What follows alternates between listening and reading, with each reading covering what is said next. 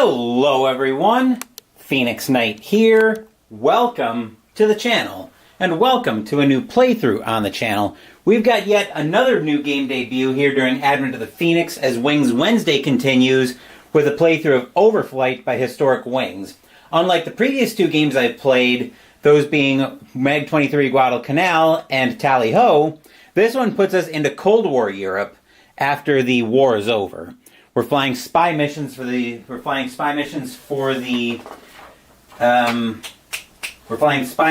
CIA against the Soviet Union in our U2. So in order to kind of test the feel of this game, we're actually going to go with the historic CIA U2 program roster. So we've got Richard Bizzle, the program director for U2 flights. And we're going to play with the historic CIA pilot roster for this one to help me learn the game before I set up my own squadron of pilots. So we'll give this a try and see what I think of it. I am going to be leaning fairly heavily, though, on the example of play, which I've got that right. I'm going to have that right here. I'm going to keep that. I'm going to be keeping that off camera. So where we need to start is with starting to set up our mission. In order to do that, we need to roll on table B1 using a D36. I need to get two more dice out. Actually, I'll go to these dice right here.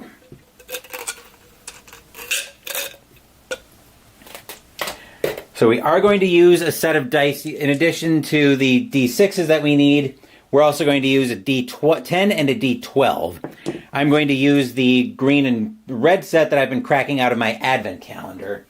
So we're going to use the green and red die as the 10s, white as the 1s. And we will, of course, be doing a D36 roll. So our first mission is going to be a 21. And I just had my pen in hand. So 21 is going to be 1956-04. I should mention that we are playing a 1956 mission. Alright, I'm going to get the route that we are going to be taking. 1956-04. So we're going to be starting from Wiesbaden AB.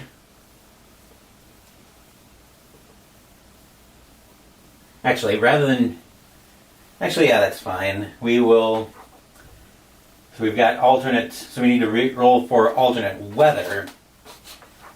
Starting weather at the alternate location. That will be a normal D6 roll.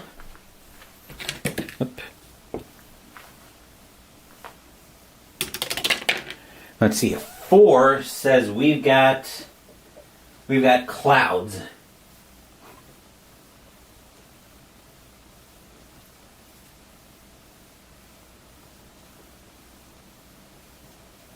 So we'll get I know there's a weather, not alt level marker, weather at alternate, so it's cloudy, and that's using the middle space there. Then we've got an option to replace, actually I think we need to assign the pilot first.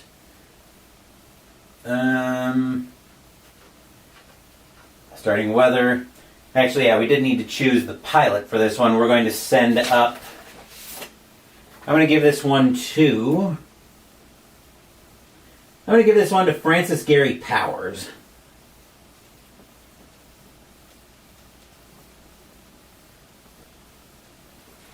Alright, I'm not going to replace the pilot on the mission. That's an option. We're not going to re-roll the mission. So we could potentially have a meeting with President Eisenhower, but we're not going to. So, now we need to prepare the mission map. Is there a way to mark the route that we're going to be taking? Let me get another marker in here. So I'm going to use some of these pink dice so I can mark the routes, but I won't be using these. So we are starting here. We're starting here at Wiesbaden Air Base. We're going to be starting there, 1956-04.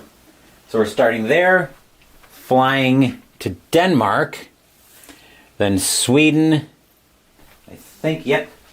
Then Leningrad, which is where we start having trouble. Then Khimki, Moscow, Kursk, Minsk. I don't know why it's taking us such... you know what? Better idea, actually. Here's what I'm going to do. I'm actually going to... Actually, no, I think this works out. So what did we just put down? We just put down Minsk. Then we need the Baltic states. Oh, and then we're back to Denmark again.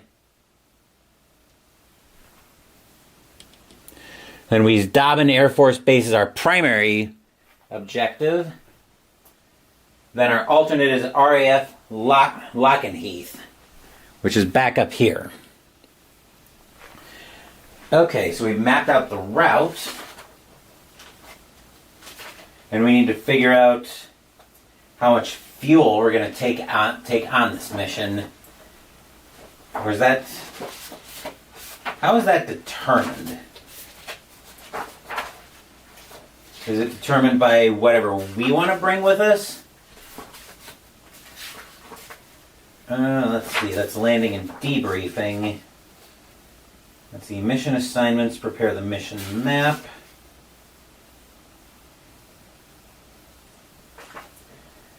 Let's see, okay, so a number of, at least one more fuel point than the number of waypoints. So we've actually got quite a few waypoints on this one. For a mission here, we need, let's see, 1, 2, 3, 4, 5, 6, 7, 8, 9, 10. 10 fuel. So I'm going to bring...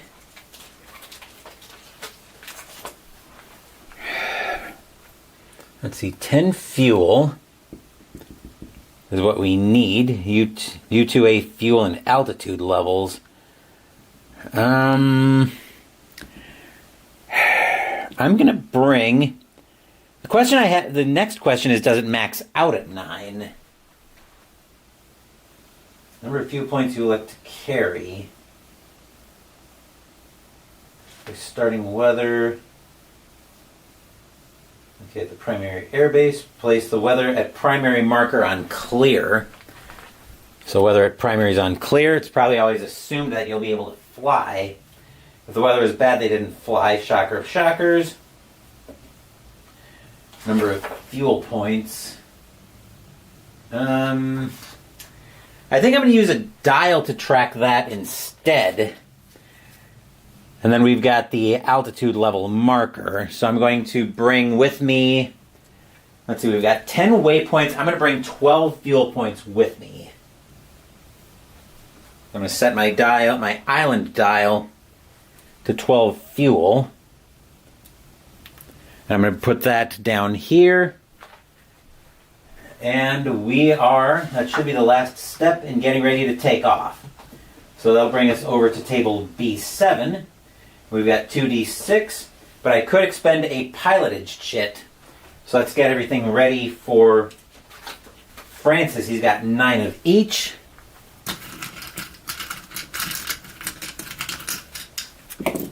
Let's see, 1, 2, 3, 4, 5. 6, 7, 8, 9.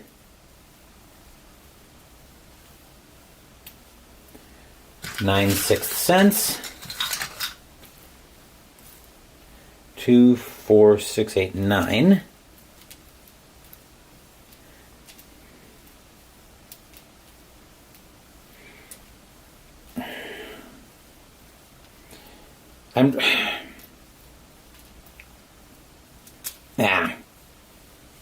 These are not wanting to stack how I want them to. Honestly, if I do more with this game, I'm probably going to get specialized. I'm probably just going to use like D10s or something like that to track the number of each type of skill chit I've got. So 9 sixth sense and 9 moxie.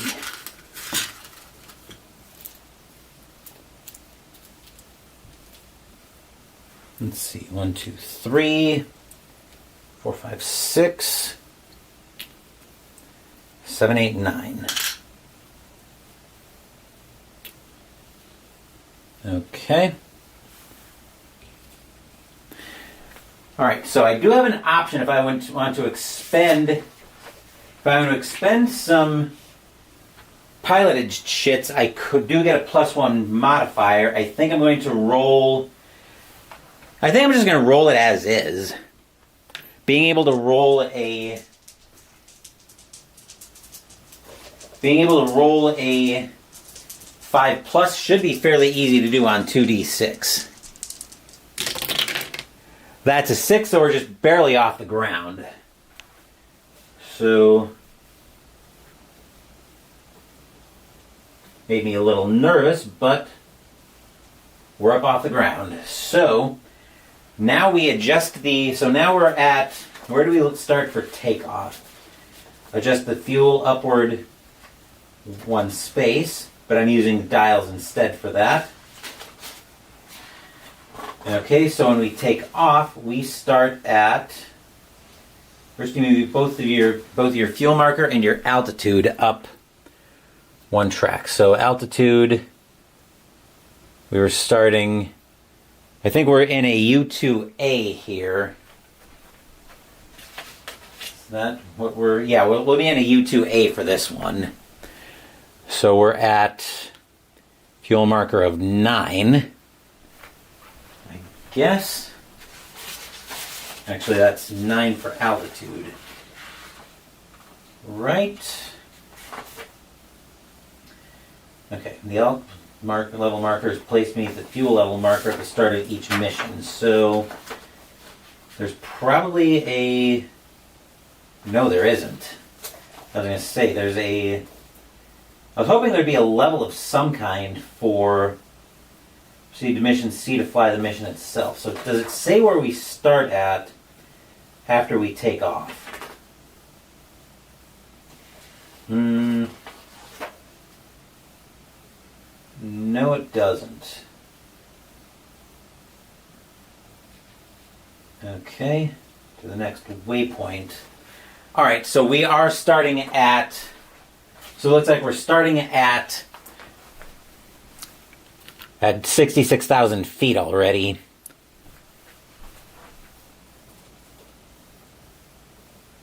So we'll adjust that up 1, and then we'll move into Denmark for our first event roll. So we can put that back in. So we'll adjust that up to 66,500 feet. A little bit concerning, though, that we're not going to have enough fuel to get there this way. All right, so we're at 11 fuel, and now we have to roll to see if we have an event. So this is actually giving me Hunter's vibes already. So Denmark 1. So we're going to roll. So the way we're going to do this is I'm going to roll all 3 d6. We're going to use that to determine. We're going to use the red and green die to determine if we have an event. On a 1 to 3, we do. Yeah, on a 1 to 3, we do. So then I'll be using yellow as my 10s, white as my 1s. But if the green die is a 4 to 6, we'll ignore the D66 roll. All right, that's a 6, so we will ignore the event for Denmark. Then we'll move into Sweden. This will also serve as a way for me to mark where I've been. Alright, so Sweden. Same roll as before.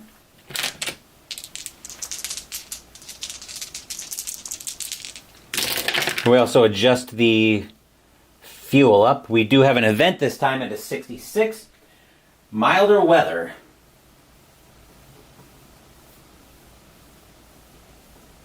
So we move both weather at primary and alternate 2 spaces left. So we've got clear skies, and I think we're over to cloudy, or do we loop back to the left? I don't think we move back to the left. I don't think the track loops back to the left. Because it's saying here, I'm going to presume that we don't... Wait, +1. If you roll on these tables, roll d6, d6, +1 to 10's die per 6th sense chit. Okay. So probably expended, but I'm not going to... We are moving. We're going to move into Leningrad, which is where we might start having trouble. So now we're at 67,000 feet.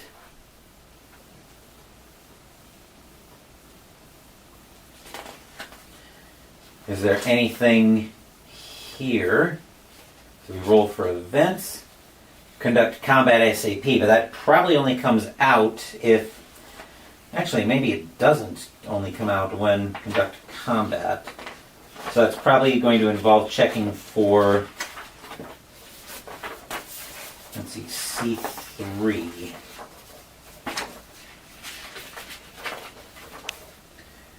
So if any threats are indicated in the black book for the current waypoint... Oh. Okay, so there were... So we need black book. Okay, now we do start having threats now that we're in Leningrad. There should be a separate... I think I printed out a copy of the black book. I did. But that's only giving me the mission calendar. So, threat table here. So we're rolling... Okay. We'll have to explain that, but we'll see if there's an event. We'll see if there's an event first. There is no event. But now we get to see how... Now we get to see how threat assessment works. So if at 65.5, when the interceptor is placed, so 2d6 interceptors and SAMs. So it looks like we're rolling on the interceptors and SAM, and the surface-to-air missiles is probably what SAMs are. There should have been a separate table for that.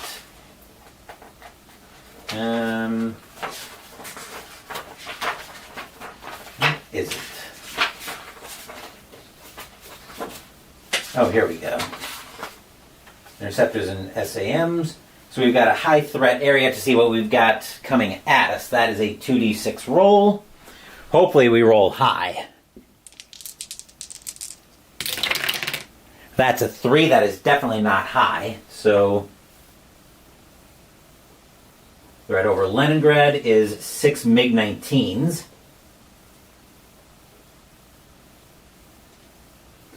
And 8 MiG-17s. Joy. All right. Well, that's at least moderately problematic. So now that we actually got combat, now we're going to have to evade per 6th sense. Okay, proceed to next round, which we're not at. So, okay, so those are our high threat. Alright, attackers are placed and resolved one interceptor at a time. So we resolve all MiG-19 attacks. As each interceptor is placed on the combat map, consult the combat diagram to determine if, based on the relative position. So we are at, so placement rows. Let's see here. Still trying to figure out how we determine the attacks are placed and... Okay, so placement, your U is placed in column 4 at the altitude level. So column 4, I need to get my U2A out here.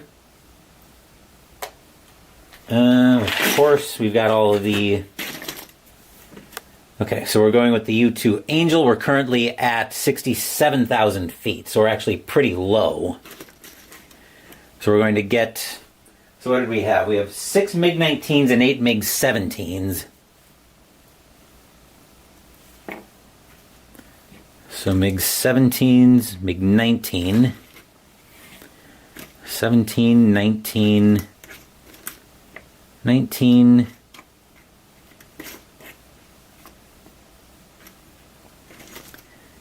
19, 19, 17. 6 19s, 8 17s. So we're just about done with 19s. 17, 19. So we're all done with 19s. Now we just need 17s. There's a 17. We need 3 more 17s. 1,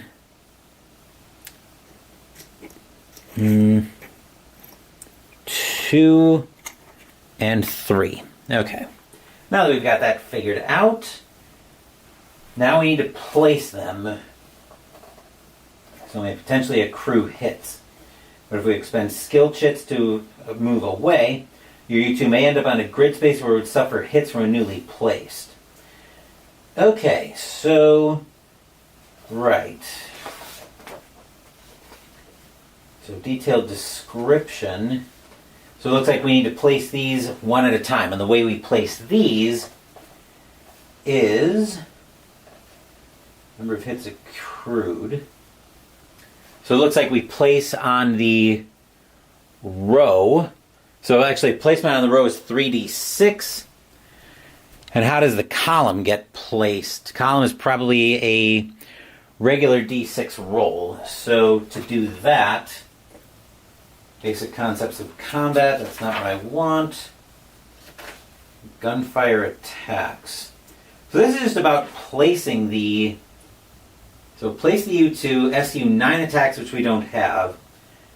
Take out the number of MiGs indicated for the attack. Conduct each one separately. So MiG conducts...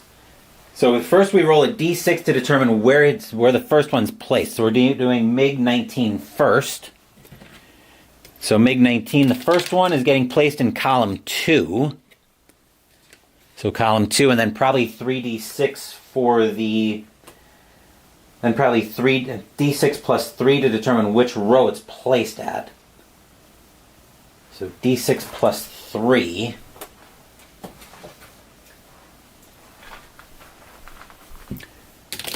d6 plus 3 is going into row 5, which is actually a level below us.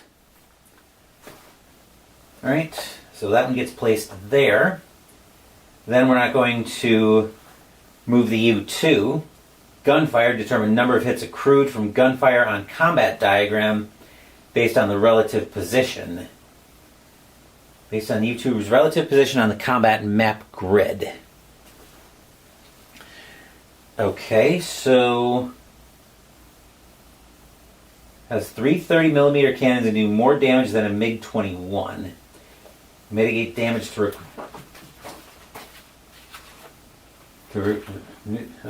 apply Moxie to mitigate damage.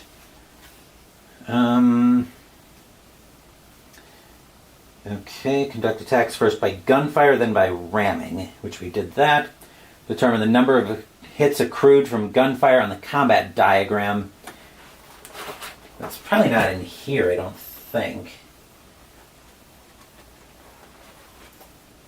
So how is that actually determined? So gunfire scores the basic number of hits based on its relative position. Where the number of hits suffered. Okay, well, wait a minute.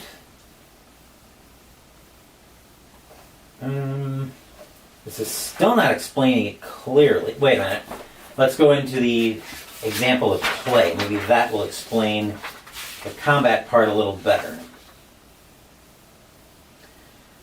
So, roll on the table.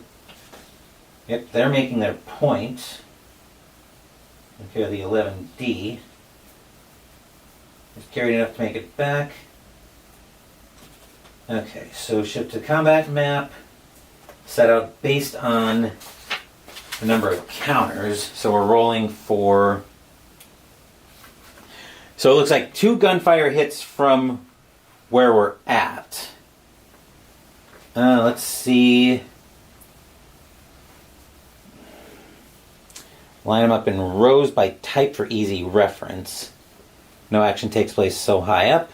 I've got them off the board for the time being. So we placed the U2 already. Rolls different colored dice. Black. Okay. Yeah, black die for the row and blue die for the column. First result, the blue die is a...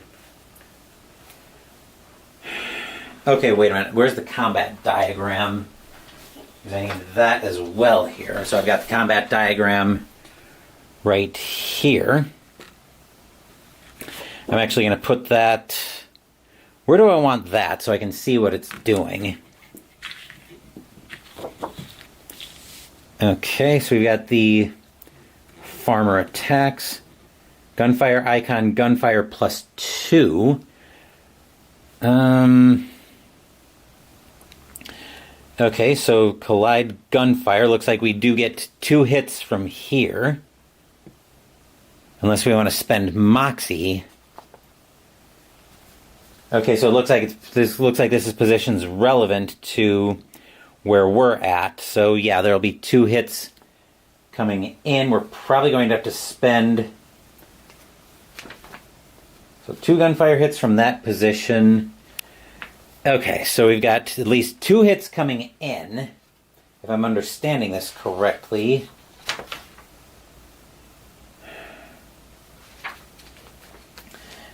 Let's see, so I'm trying to make heads or tails of this. Let's see, had it been placed 2 rows higher, would have scored a hit by gunfire, and would have had a ramming roll to make. So, okay, so we place it. Okay, so it looks like we've got 2 hits because the first one is over here. So that's 2 hits coming in, unless I want to expend a Moxie to avoid that. So I'm actually going to go ahead and just... Right. So the first one went to column 2, or row 8, column 2. Still trying to make sense of this. So let's see, die roll 3 plus 3. So row 6, column 4. Okay, that part I understand. That part makes sense to me. This is not doing as good a job of making sense for me. So based on the combat diagram and the relative position, so it will score 2 hits. So we've got a big problem on our hands here. We are going to need to spend I think we're going to need to spend a 6th sense here to get away from that. To get away from that first MiG-19. So that one ended up in row 5, column 2.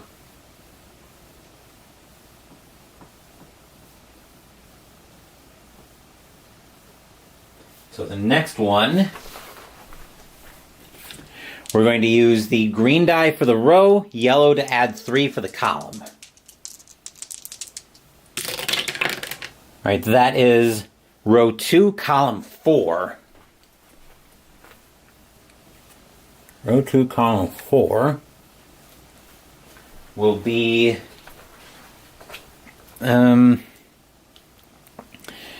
yikes. That'll be a 6th sense is okay, 6th sense is moving, so I'm going to move over to the right with expending that 6th sense. And no loss. Actually, that's 1 right and 1 down. So we're going to end up there. And then that one will do 1 hit, which I think I will have come in. So that was row 4, column 2. That's 1 hit. We're probably about to get shot down here, but let's see how bad this gets. All right, that's column 6, row 4. So column 6, row 4 is going to deal... Oh, yikes, that's 3 collision hits. So that's ramming hit. So if in a circle number space, roll a collision check that number or less. Yikes. So that's in 3 space. So on 2d6, if it's a 3 or less, we're gonna have a collision. That is not. That's a 7, so we will duck trouble there. Yikes, the skies are actually pretty treacherous here. Unfortunately, we can't move up anywhere. So that was column 6. That should have been column 4, row 6. That should have been up here. Actually, column 4, row 6 is how I'm doing that. So row 6, column 4. From there, he's going to deal out 3 hits, which I will have to spend I need to move right and down. So I'm going to move right and down. So I'm going to move, if I need to move right and down, I'm going to spend a 6th sense to move. I'm going to spend a 6th sense to move 1 right and 1 down. I'm going to end up here.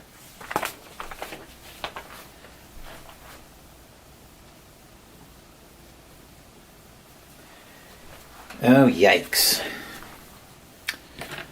Okay, we should be most of the way away from this now. So our next MiG-19 is going at column 3, row 7, which should be too high to do anything to us, and it is.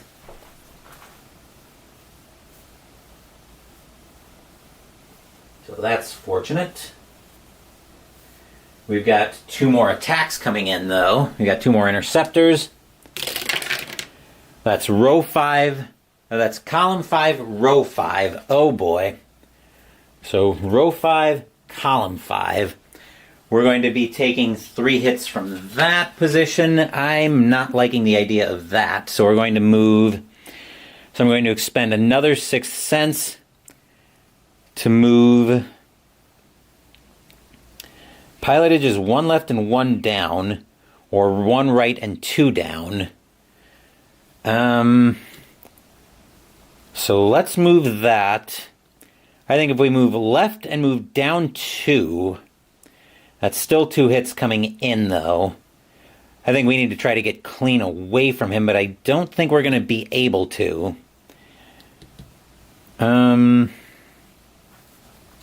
Let's go with... So if we go left and... Let's see if we could get left 2. Oh, no. Actually, if we could get left and down, we could probably get away from this one. This is the one we're looking at right now. So if we can move left, we're going to spend a 6th sense to move 1 left. So 6th sense to move 1 left. Actually, 6th sense and no loss, okay? So that ended up in column 5, in row 5, column 5.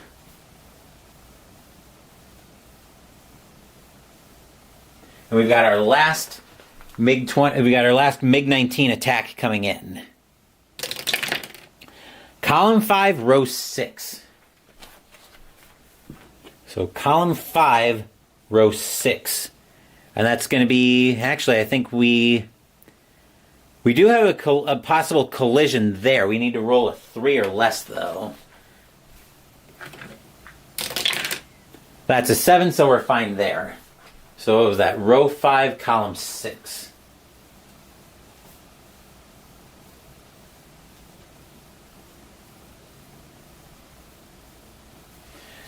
Okay, so now we've got the 8 MiG-17s coming in.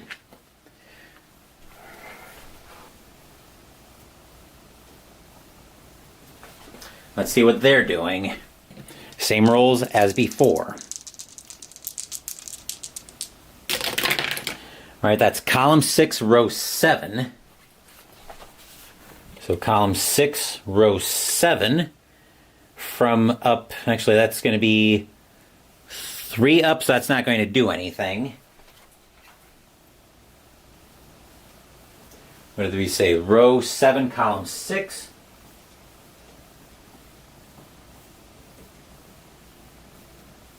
too high, thankfully. Next MiG-17 coming in is row 2, column 6. That should almost certainly not do anything to us. Row 2, column 6. Yeah, that won't do anything here. So that is very much behind us. Actually, that is 4. Yeah, that's not going to do anything.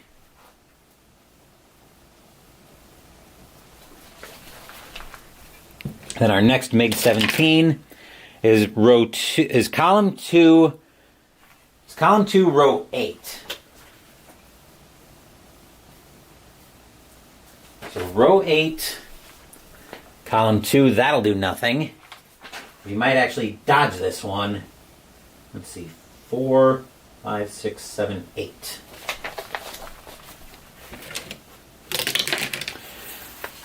Column 4, row 4. Oh boy. Column 4, row 4. That's directly behind us. So we're potentially taking 3 damage unless I can get away from that. So plus his gunfire die roll modifier. So it looks like we actually position that. So it looks like we're trying to position that based on its final position after all maneuvering is completed. So it looks like, okay, can't expend Moxie and then maneuver. So we're trying to stay out of danger here. I'm going to spend a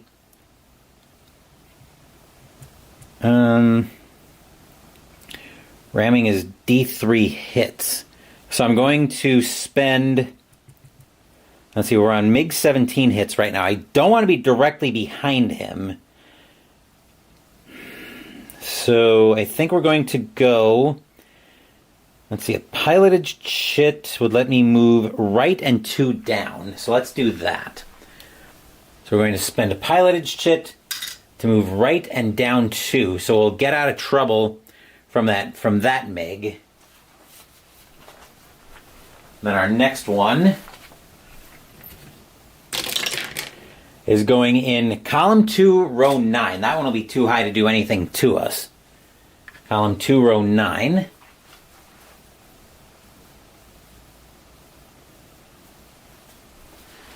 Okay. That is column 4, row 9. Column 4, row 9, that'll do nothing to us as well. We've got 2 more we need to get past. Column 3, row 4 will also get us clear. And column 1, row 6. So we are in the clear from that attack. So we got clear from that one. Okay. No collision checks that we need to get away from here. I don't think we have anything that I need to worry about here. We managed to get away, but we do have do we have a wake turbulence control check? We do not. Actually, I think we might. So 3 pilotage, D6, 1 plus 3. So we've got a wake turbulence check, it looks like. Right? Yes, per interceptor in a wake turbulence space. So I don't think we have anybody in the turbulence space that's in front of us, so nothing to worry about there, it looks like. So we managed to duck trouble on that. Of course, I'm probably doing this all wrong, but let's see, combat action. Wait a minute. Oh, so it looks like we go through. Okay, looks like we go through the MiG-19s first and then reset the map.